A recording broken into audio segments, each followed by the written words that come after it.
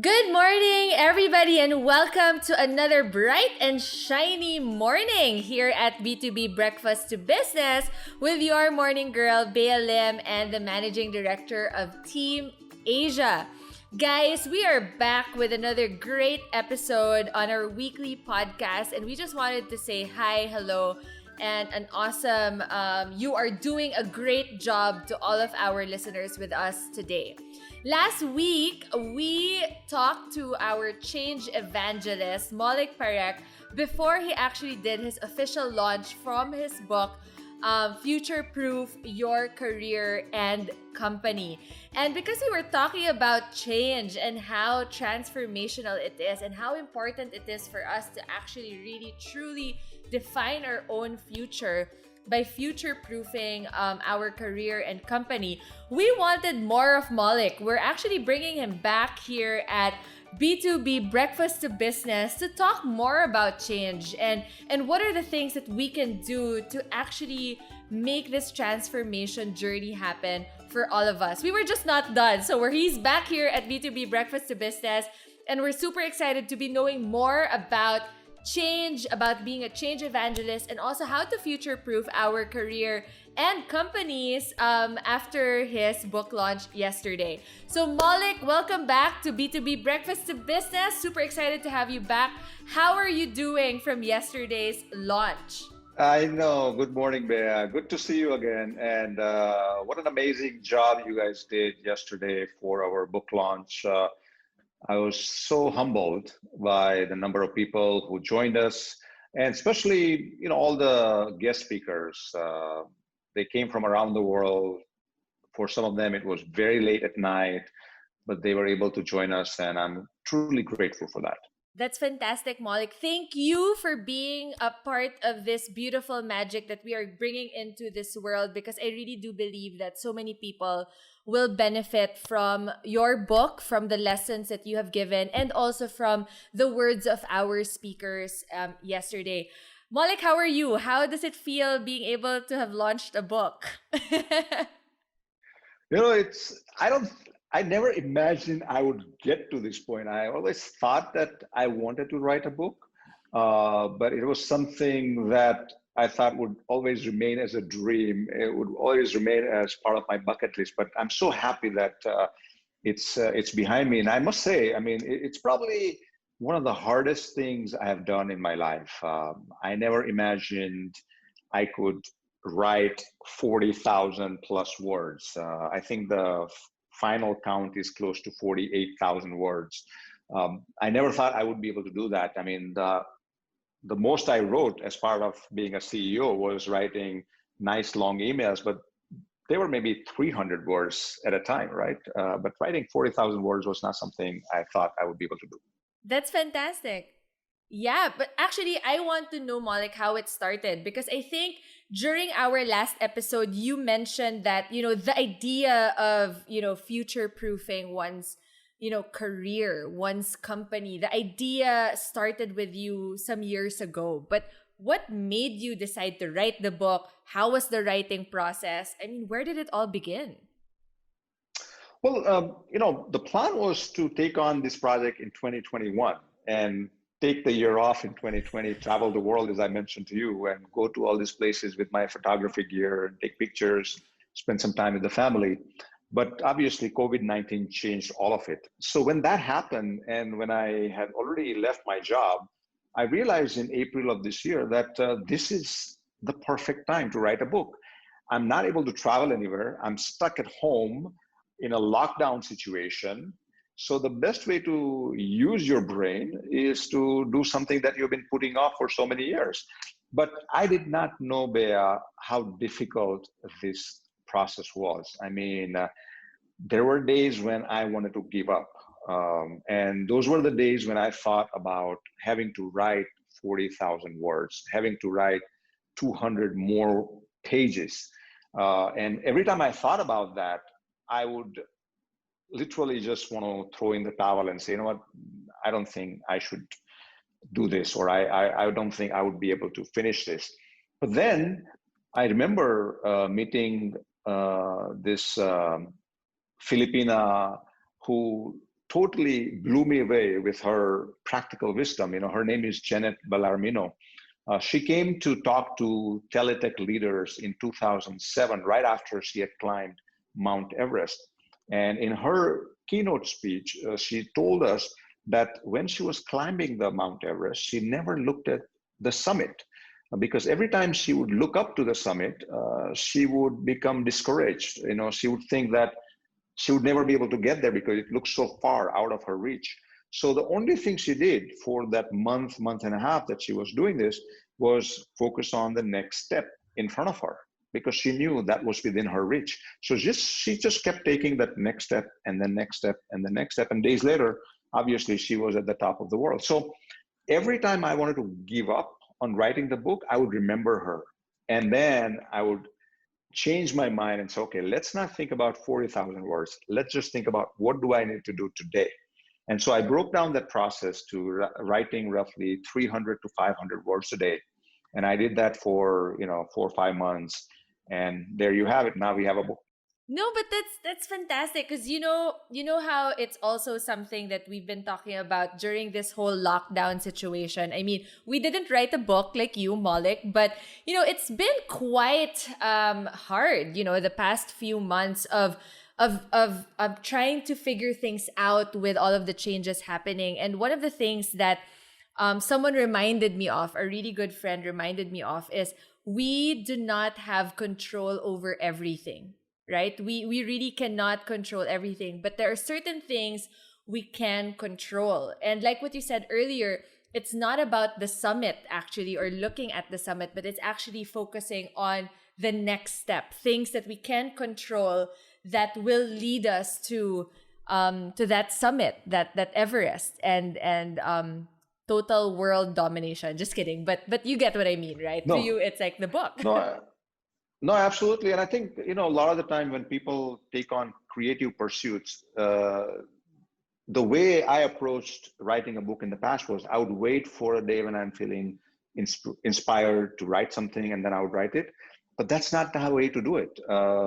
I heard from one of my mentors who helped me kind of have a right frame of mind writing the book. And he said, uh, the inspiration would only work if you are working. Meaning, I literally have to wake up every morning at 5:30, and it was not difficult because Savvy, our youngest daughter, she is so used to waking up at 4:30 in the morning and then really shouting at the top of her lungs. So it was very easy for me to have my morning writing ritual, and thanks to her, I was able to kind of go through that process on a daily basis. But unless I sat in front of the PC and I started writing, inspiration didn't come. Mm-hmm. So people should not wait for the inspiration to come and then go to the PC or a drawing board if they're a painter, or with their camera if they're a videographer. They should get with whatever they are working with and let the inspiration come. And I've experienced that for 4 or 5 months. It happened every single day. There were days when it happened right away. As soon as I would start working, it happened. And then there were days when for half an hour, I'm getting so anxious and I'm wondering if anything will come today. And then suddenly, boom, just when I'm about to give up, a thought, an idea, an inspiration would come and say, maybe I need to approach this chapter this way. And then boom, I would start writing. I love that because that's the reality of that's the reality of life, right? There are times when all of the stars align and you're ready to rock and roll, but there are also days when we sort of need to sit also, right? And experience that and let inspiration come. So now that you're done with the book, now that you've reached Everest, so to speak, how is life after finishing the book, launching it yesterday? How's life for you now, Maulik? I think my Everest was not writing the book anymore. I think my Everest has been to do all the post-launch activities, which is to be very active on social media. You've known me for years. Everybody who has known me knows me as a very private person, somebody who has zero aptitude or skills to become a social media person. So I avoided being on social media for so many years. And I was told by many people that I think one of the best ways to get the word about the book is actually to be on social media and connect with potential readers and connect with your potential audience. So I've been doing that. I know you noticed that you are part of our social media platforms, but I'm telling you, Bea, it is one of the most difficult things I've done. I almost feel like I'm a fish out of water. But I also think one of the reasons I wanted to do that was because I feel like I need to drink my own medicine. In the book, I talk about future belongs to people who are comfortable being uncomfortable, because future is going to make you uncomfortable. And the reason why we are uncomfortable is because we have to take the journey between the center of our comfort zone to the edge of our comfort zone. And if we don't make that journey on our own, the universe is going to make us do that. So we might as well do it on our own and have the muscles to be at the edge of our comfort zone all the time. So that has been the experience for the last few days since the book is done and I'm promoting. And I honestly feel like this is my Mount Everest. I think writing the book was something else. But what I'm going through now is the most difficult thing I've done. And I love that you've actually said it time and time again, Maulik. I mean, it's also on your social media platform, right? That we need to be comfortable being uncomfortable, right? And that's one of the things that we just really need to do to get to that Everest, so to speak, right? Yes. Absolutely. I mean, that's something you have to do. Okay, great. But for me, Maulik, what I also wanted to dig deep, because we started talking about change. I mean, of course, this is something you and I have talked about several times, and last week we just really, dug a little bit deeper on the change, and I felt like I also wanted to know more about why change is so important to you, and through the book and through your own, speeches in the past and your talks, you really go also into so many of the changes that happened in your life actually that have, inspired, so to speak, all of these different words of wisdom that you've put together in your book. Where did it start, Maulik? Like what can you share with us your life and how change has actually brought you to this place? How many hours do you have? Forever. Just kidding. No, but I think I want to pick on like two or three parts of my life that I can really zoom in on, right? For most people, following your passion or following your heart is very difficult. But if I look back at my life, that has come very easy for me. I don't know why. I can't put my finger on it. But even when I was growing up, to give an example, when I was sent to the US, my parents took a loan to send me to the US for me to do a graduate study in computer science. And I did that, and I was good at it. I had a good GPA, but I knew that I'm not meant to be a computer scientist. It didn't really excite me. I knew it was not my calling. So instead of finishing the degree, I actually left the degree and joined a nonprofit organization called Up With People. And I worked for them for 5 years. Think about it. I was 23 years old when I made that transition. People come to nonprofit when they're in their 50s and 60s, when they want to give back to the community. I started my career working for a nonprofit. And honestly, my parents almost disowned me. They're like, Maulik, I mean, we took this big loan to send you to the US. So you educate yourself and get a good job and start sending money back. Instead, you're the one working for a nonprofit organization. But that incident and that experience made me who I am. It really allowed me to see the world differently. It allowed me to kind of follow my own passion and follow my heart in terms of what my interests were versus going with the herd mentality and doing what everybody else was doing. So that was one example that I can think of. The other one was in 2009. I had worked with Teletech for 3.5 years. We grew that company from 6,000 employees to 23,000 employees. And I got to a point where, like, oh my God, I mean, what an amazing journey we have had, but I need to take a break. So literally, I mean, cold turkey, I left the job, did not leave my resume with anybody here. And I put on my backpack and I traveled to like 8 different countries in 6 months. And it was during that time when I was tracking Himalayas that the executive recruiter for MVP actually called me and asked me to come and interview for the position that I eventually took, which was to be a CEO of SBI Global. So again, when I look back, I cannot understand how those two dots were connected.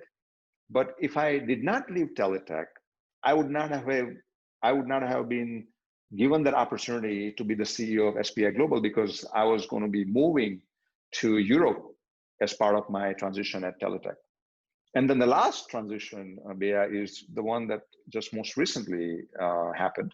In March of this year, I personally came to a realization that I loved being a CEO. It was one of the most amazing experience I've had with Inspiro and before that SBI Global.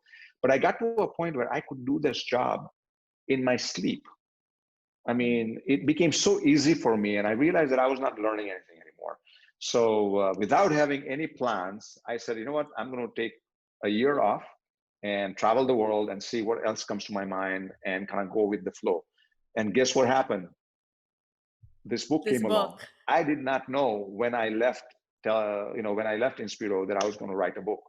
The idea for the book became solid in my mind the day after I left Inspiro, because my brain didn't want to worry about the urgent and important issues of COVID-19 for the 10,000 employees that we were trying to protect.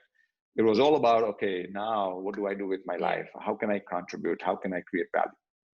Well, like those are huge, huge transitions. I mean, even with the first story that you shared, with your path supposedly as a computer scientist, and being an expert to that one too, just the most recent, those were huge changes, right? And transitions in your life.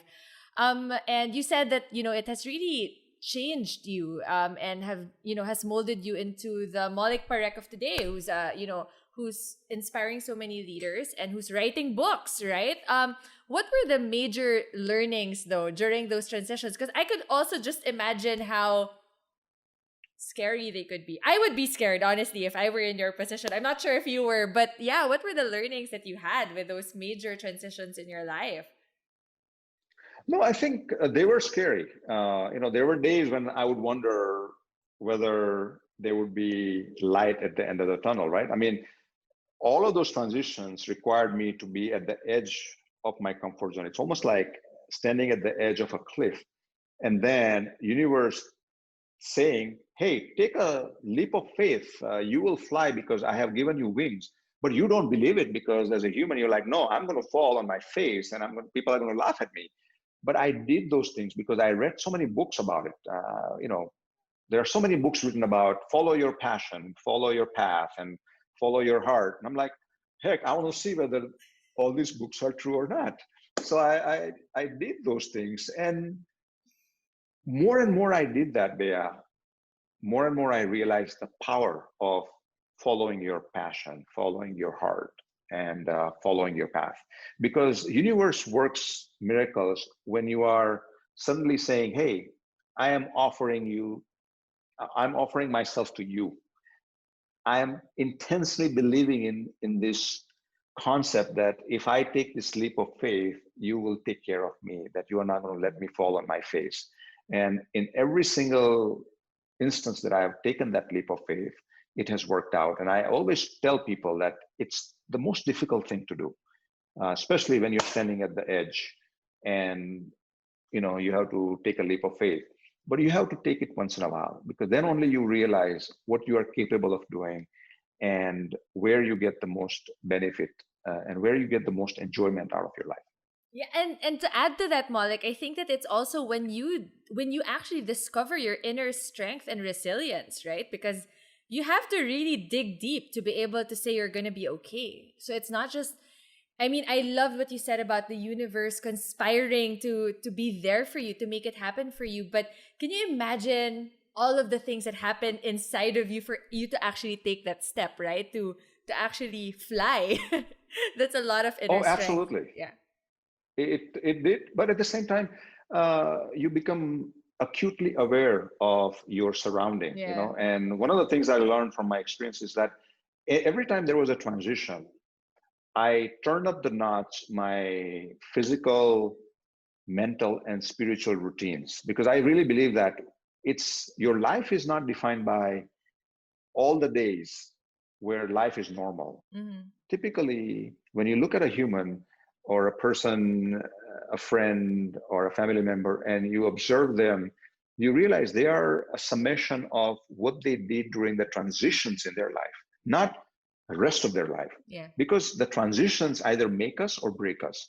So somehow intuitively, inherently, I knew that every time I had to take a transition, I became acutely aware to start working out, doing more yoga, doing more meditation, having a little bit of a spiritual, anchoring at that time, because you knew that if you start, gaining weight, for example, if you start becoming sick, if you start going through any kind of mental depression, or you feel void in terms of your spiritual life, then it becomes very hard for you to go through this transition. So you can only build on these transitions if you are physically, mentally, and spiritually very strong at that time.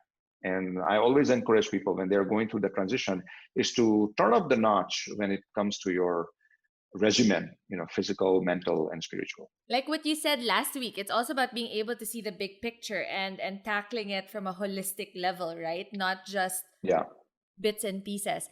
Fantastic. So Malik, is it safe to assume also that this is one of the reasons why you're so passionate about change? It's because you went through so many things and you've seen how it has truly transformed you? Yeah, absolutely. I see that uh, every time where I allowed myself to be complacent, where I became so comfortable in my comfort zone, like, the last few months of my job, where I became very comfortable.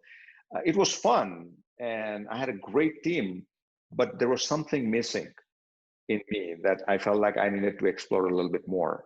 So you have to constantly be in touch with yourself and ask yourself, are you taking decisions in your life based on whether you want to be comfortable or whether you want to grow and evolve and transform and be the best that you can be in this lifetime?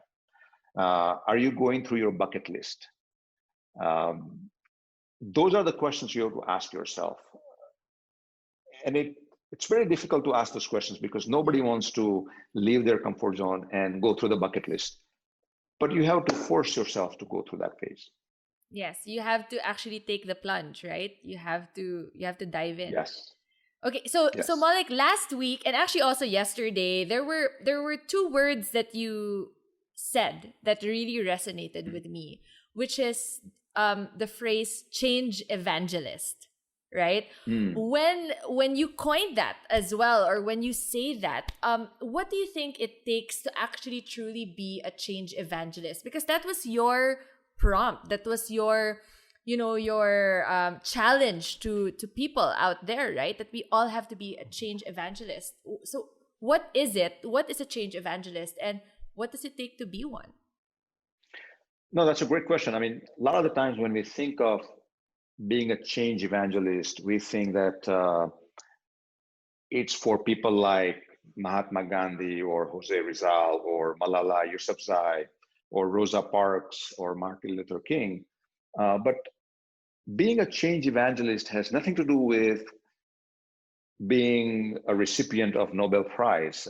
It has nothing to do with being on the cover of Time magazine. Being a change evangelist means if you don't like something in your life, which is nonsensical, which is unfair, and something that is mediocre, you have a choice. You come to a fork in your life at that time. Either you live with what is, or you say no more and become part of the solution and influence positive change about that situation. So if you look at all the great people that we read about, what differentiates them from others? It's very simple. They cultivated muscles over the years to say no more to something they disagree with, and they did something about it. So we all can be change evangelists, and it can start with very small things in our lives. We don't have to go and start changing the world right away. If you have kids in school and they are being bullied, for example, you have a choice. Are you going to accept the situation, or are you going to say no more, go to the school and be part of the solution, working with parent teacher association? If you have toxic friends in your life, you have a choice. Are you going to just live with that situation, or are you going to say no more and find friends who uplift you and take you to the next level? So those events are always happening around us. And in order for you to be a change evangelist, you just have to start cultivating those muscles to say no more and do something about it. We all can be change evangelists. No, absolutely. And thank you for sharing also that it doesn't take a huge event, right? It doesn't take changing the world in a snap of your fingers to be a change evangelist. That it's actually also the things that we can do in our lives little by little, right? That we just say, like what you said, no more, and we want to change it for the better. I think that that was one of the things that I absolutely loved about what you said. We have to be catalysts of positive change. We shouldn't also be changing things just because, right? We wanted to leave it better than we found it, right? Exactly. That's the Exactly. goal. And I think one more thing, Bea, is that a lot of the times when we think of change evangelists, we think of people who are trying to change the world or change the environment or the socio-political situations. But even the corporations and companies require catalysts and change evangelists. Companies, more and more companies are looking for employees who are going to shake things up. In fact, I write about Jeff Bezos, the founder of Amazon, and I say that when he was asked what kind of people you look for when you are hiring or promoting, and he said, I look for people who are mavericks, people who are going to shake things up. They are very difficult to work with, but at least they get things done. They make things better. So companies going forward over the next 10 years are going to have no choice but to look for change evangelists who are going to positively change things for the better for the companies. Yes, I think that the term that I love, communications speak on what you just said, Maulik, are the movers and shakers, right? Like we need Yes. movers and shakers to make a difference, and the difference doesn't have to be like this long drawn out thing, right? It's really just being able to empower and inspire so many people to not only talk about changing things but to actually get things done, right?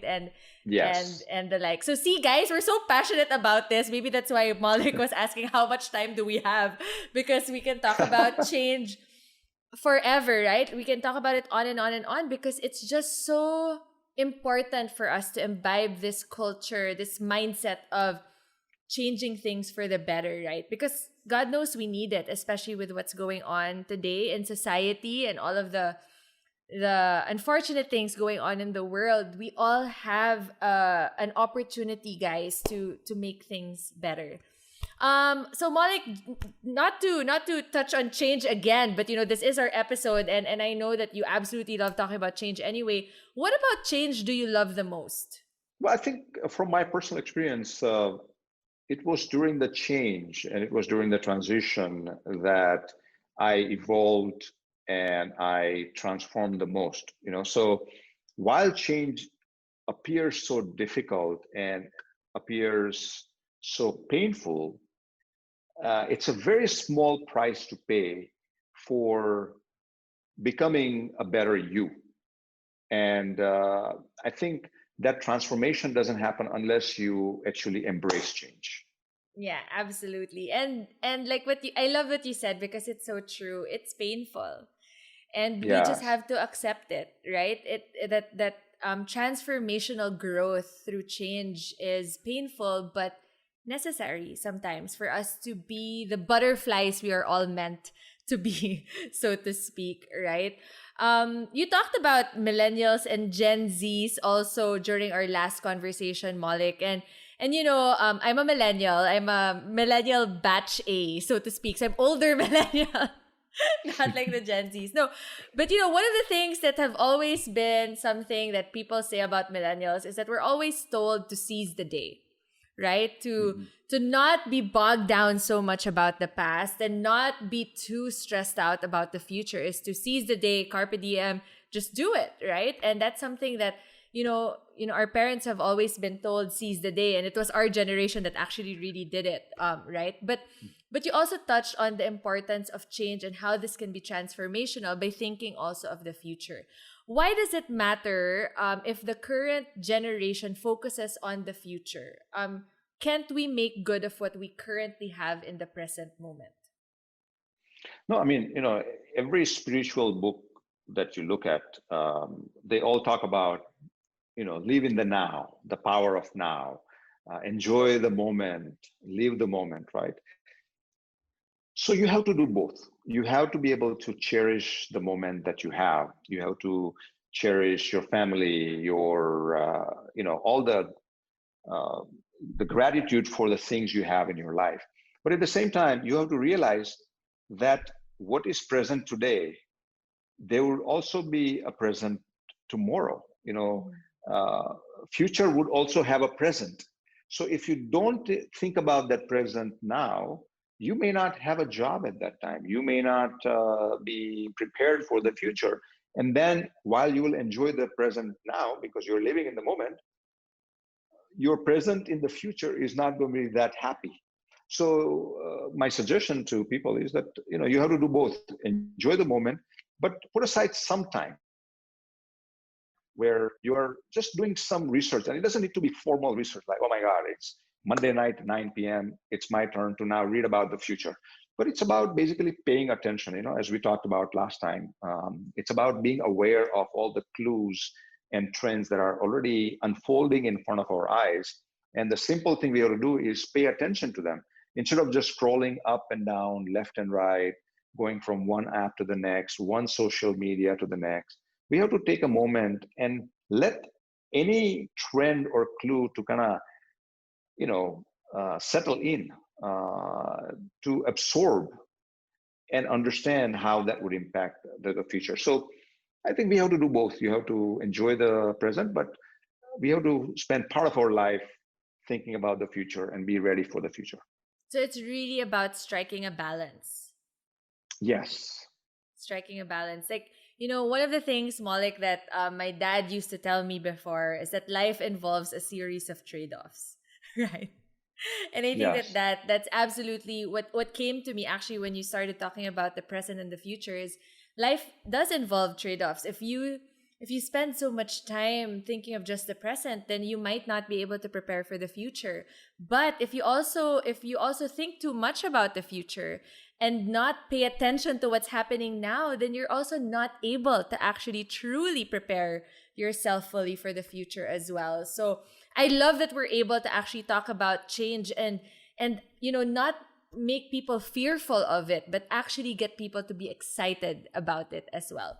Yeah. So Malik, I'm gonna do something quite cliche. But we have you Mm. on the show anyway, so you don't have a choice. I think it's Yeah. just like it's pretty cool to just know your thoughts on this, right? Because we've talked about the Hmm. future and we've talked about change, and I'm just really curious if there was one thing that you want to say no more to right now about Hmm. the world. If there's one thing that you want to change in the world today, what would it be and why?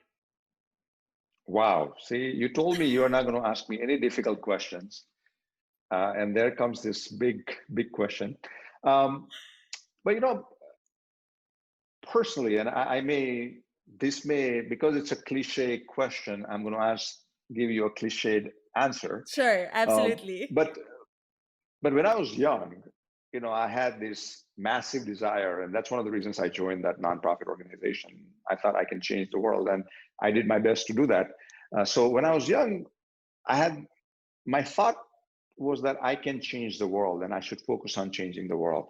And as I get older, I think, especially in the last year or so, uh, my focus has been on changing myself. So if there's one thing that I would like to change in the world is keep revisiting my own, limiting beliefs or my boundaries or what I think would make me uncomfortable and keep pushing them. So I've been extremely busy, as we talked about earlier. Writing a book when I thought I cannot, being on social media when I thought I cannot. So a lot of my work is inner work actually right now, because I also feel that if you can keep changing, people would automatically start seeing that around you, and it will also inspire them instead of me just talking about the change. So I want to walk my talk and keep changing myself for the better, hopefully, and let that shine through in what I'm doing. No, absolutely. I mean, I loved your cliche answer, Maulik, because I think that, we just went full circle. Like, when we started the conversation on change, we talked about how you never imagined yourself writing a book, and you had your own path. You weren't living a life that was carved out for you. You wanted to make decisions for yourself, but even then, as you followed your heart and as you followed your Yes. passion, you constantly allowed yourself to be disrupted by your own doing, right? It's like doing Yes. things that you've always thought was in your bucket list, but actually making that step, or taking that step to actually make it happen. And I think that makes a world of a difference, right? For people who do have those lists, like what you talked about, there is a difference between having a list of things to do and actually making that list happen, right? Like crossing it out and Yeah. saying, Yeah. freaking hey, I finished it, like, and that jazz. So thank you once again, Maulik, for sharing that very inspiring story. I mean, I love that you shared with us three big transitions in your life where you really felt like you were on the edge, and that you took that leap of faith, and that you took you took the future by its horns and said, yes, I'm gonna do this. To also being very real, sharing how change is not easy at all, but that it really does, it is worth it, right? Because it gives you that power of transformation. So I know you're not new to this already, because it's the second time you're on B2B Breakfast to Business. For this week, Maulik, as people mull over what you just shared, I loved how light our conversation was, but it really dug deep. It has Hmm. touched me in so many levels, especially as we plan for the future and the like, right? As people mull this over, this transformation, this change, and being a change evangelist ourselves, what food for thought would you leave our listeners today as they take in the last 2 months of the year, and weave it into something better for 2021? Well, the future is fun. Future is meaningful, and future is transformational. It may not appear that way because we are still going through this COVID-19 crisis, but there would be light at the end of the tunnel. It will pass, and we are resilient people. 2 years, 3 years down the road, we would not be talking about COVID-19. So it's so important for people to take a step back and start preparing for their life beyond COVID-19. That would be my last comment. And if there is one book that would help them do that, it's Future Proof Your Career and Company. I know you're going to give me a cue, but I have jumped the gun. I'm going to tell them anyway. The book is now on sale on Amazon. So you can go and buy the book. You can get an ebook, you can get a paperback, and very soon we'll be selling a hardcover book as well on Amazon. Here in the Philippines, we are in the process of getting the books out through National Bookstore as well as fully booked. We should have those books in certain stores, especially in Manila, starting the beginning of December. But in case if people don't want to wait until then, they want paper copy now, they can send us an email at info@maulikparekh.com, and we'll be glad to get a copy to them as well. That's awesome. Thank you so much, Maulik. You're such a natural. Soon enough you're going to have your own podcast. and can I please be a guest as well so that we can continue our conversation on Yes, change? yes. And I'm going to ask you Awesome. difficult questions. And cliche questions also, because I deserve that. Thank you so Yes, you much, do. Maulik. Thank you so much for taking your time to talk more about change. I know that it's something that you're very passionate about, but I know it's also different to be able to hold the space for so many people who want to be change evangelists themselves. So, first of all, I'd like to thank you for climbing your Mount Everest and sitting down during those months of 300 to 500 words per day, but more importantly, for showing us that while it's painful from point A, meaning your comfort zone, to the edge of our boundaries, it's all worth it. And thank you for walking that talk, because now it just makes us even more inspired to do it ourselves. So, ladies and gentlemen, if I were to leave you with a reality bite for this week, is that change hurts, but it's worth it. So, change hurts, but it's worth it. Maulik has already shared with you guys some updates on his book. We're going to be sharing with you guys some information on how to get it. But I'd also, of course, would like you guys to catch Maulik on his other social media channels. So, Maulik, could you please invite our wonderful listeners to follow you on your own social media? Go ahead. Sure. So, the best way to start is to just go to my website, maulikparekh.com, and there are links to all of my social media channels. But on Facebook, I am at I am Maulik Parekh. The same handle is used for Instagram as well as for LinkedIn. And for YouTube, we are waiting for having some 100 subscribers before we get our own handle. So hopefully we'll get them soon, and we'll be able to get the handle to the people right away. Of course, and we're going to help you, Maulik, because we're definitely wanting more folks to get in tune with you and be inspired all the way. Again, ladies and gentlemen, don't forget to grab a copy of Future Proof Your Career and Company by Mr. Maulik Parekh, our change evangelist himself, inspiring us to take that leap of faith and really be comfortable being uncomfortable. So once again, thank you so much, Maulik, for being part of B2B Breakfast to Business, for sharing your time and energy with us. Thank you to our wonderful listeners to being a part of this beautiful, bright and shiny morning where we get inspired and we get fully loaded for the week ahead. Catch us on our social media pages. We're on Facebook, LinkedIn, and Instagram. And more importantly, catch us on our website, www.teamasia.com. Remember, be a change evangelist and have fun. Maraming salamat, and see you guys next week here at B2B Breakfast to Business. Thanks, guys!